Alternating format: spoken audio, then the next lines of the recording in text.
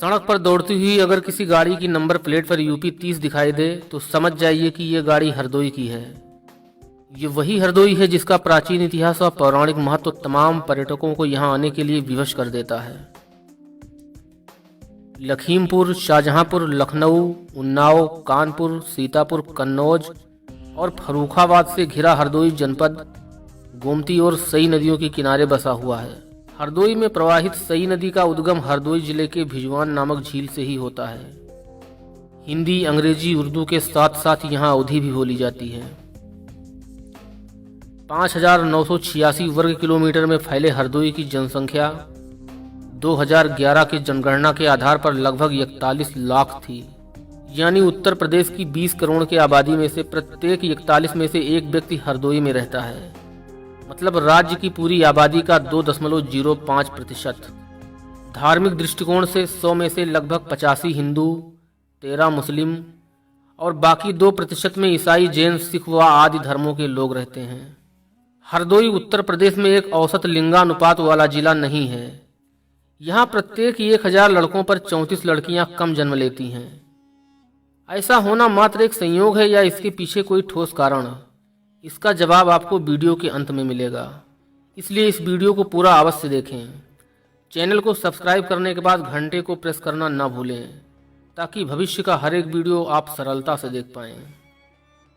पौराणिक मान्यता के अनुसार भगवान नारायण के 2 अवतार इस धरती पर हुए हैं, नरसिंह एवं भगवान वामन। इसलिए हरदोई को प्राचीन समय में हरदोई के नाम से जाना जाता था। हालांकि हरदोई नाम पर तमाम विद्वानों में आपस में मतभेद हैं। कुछ विद्वान तर्क देते हुए कहते हैं कि प्राचीन काल में हरदोई हिरण्याकश्यप का राज्य हुआ करता था और उसने पूरे राज्य में भगवान नारायण की पूजा अर्चना पर रोक लगा रखी थी। हिरण्याकश्यप स्वयं को ही भगवान मानता था, अतः राज्य के सारे लोग डर से उसी की पूजा किया करते थे। उसने अपने राज्य का नाम हरिद्रोही रख दिया था और लोगों को चेतावनी दे रखी थी कि जो भी नारायण की पूजा करेगा उसको कठोर सजाएं दी जाएंगी। इसलिए उसने अपने ही पुत्र प्रहलाद को नारायण की पूजा करने पर कठोर से कठोर यातनाएं दी। भगवान नारायण ने नरसिंह का अवतार लेकर अत्याचारी, घमंडी और हरिद्रोही हिरण्याकश्यप का वध किया। अतः कुछ विद्वान हरदोई का प्राचीन नाम हरिद्रोही ही मानते हैं। दोस्तों, आपको क्या लगता है हरदोई का प्राचीन नाम क्या रहा होगा, हरिदोई या हरिद्रोही? कमेंट बॉक्स में जाकर अपनी राय अवश्य दें। मध्यकाल में भारत पर विदेशी आक्रमण जब शुरू हुए तब महमूद गजनवी के भतीजे सैयद सालार मसूद गाजी का पहला आक्रमण हरदोई पर हुआ था और इसने बिलग्राम को अपने अधिकार में कर लिया था। हालांकि सैयद सालार ज्यादा सफल नहीं हुआ और बिलग्राम छोड़कर आगे बढ़ गया था और बहराइच के युद्ध में 1033 ईस्वी में महाराजा सुहेलदेव के हाथों मारा गया था। 1206 ईस्वी में दिल्ली पर पूरी तरह विदेशी मुस्लिमों का अधिकार हो गया था। इस समय भारत के छोटे छोटे राज्य दिल्ली सल्तनत के अधीन हो गए थे। इसमें हरदोई भी शामिल था। पानीपत के प्रथम युद्ध के बाद 1527 में बाबर ने गंगा नदी पार किया और अफगानों को खदेड़कर लखनऊ बढ़ गया। हुमायूं के शासनकाल में यह क्षेत्र पूरी तरह उसके नियंत्रण में रहा। 1539 चौसा के युद्ध में शेर शाह सूरी ने हुमायूं को पराजित कर दिया। अतः हुमायूं हरदोई के बिलग्राम और पिहानी के जंगलों में सालों तक भटकता रहा। भारत के स्वतंत्रता संग्राम में हरदोई के देशभक्तों ने 1942 ईस्वी में भारत छोड़ो आंदोलन में बढ़ चढ़कर हिस्सा लिया था। शिव वर्मा एक ऐसे ही क्रांतिकारी थे जिन्होंने चंद्रशेखर आजाद और भगत सिंह के साथ कंधा मिलाकर अंग्रेजों के विरुद्ध आजादी की आवाज बुलंद की थी। हरदोई को गर्व है ऐसे व्यक्तियों पर जिन्होंने इतिहास के पन्नों के स्वर्ण अक्षरों में अपना नाम दर्ज किया। आज का हरदोई, जिसकी अर्थव्यवस्था मुख्य रूप से कृषि पर आधारित है, धान, मक्का, गेहूं, ज्वार, बाजरा, सरसों, गन्ना यहाँ की प्रमुख फसलें हैं। लखनऊ मंडल के अंतर्गत आने वाले इस जिले में 5 तहसीलें, 19 विकासखंड, 2070 गांव, 6 नगर पंचायत, 7 नगर पालिका परिषद एवं 1101 ग्राम पंचायतें शामिल हैं। इसके अलावा 2 लोकसभा निर्वाचन क्षेत्र एवं 8 विधानसभा निर्वाचन क्षेत्र हरदोई जिले में आते हैं। हरदोई जिले में ऐसे कई ऐतिहासिक, धार्मिक एवं प्रसिद्ध स्थल हैं जो हरदोई जिले को पूरे भारत में एक विशिष्ट पहचान देते हैं।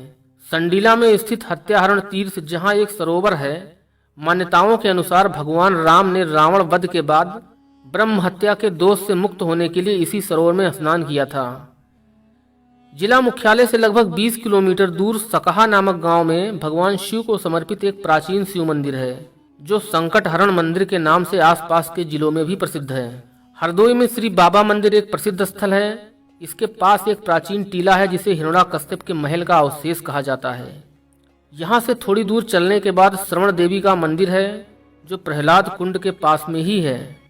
प्रहलाद कुंड ये वही जगह है जहाँ होलिका दहन का विवरण पौराणिक कहानियों में मिलता है।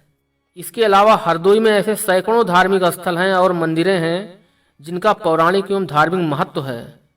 घंटाघर विक्टोरिया हॉल, राजा नरपत सिंह स्मारक माधोगंज, नवाब दलेर खान का मकबरा, रौजा सदर पिहानी आदि ऐतिहासिक स्थान हरदोई जिले को एक पर्यटन स्थान के रूप में प्रसिद्ध करते हैं। सांडी पक्षी विहार, जो 309 हेक्टेयर में फैला हुआ है।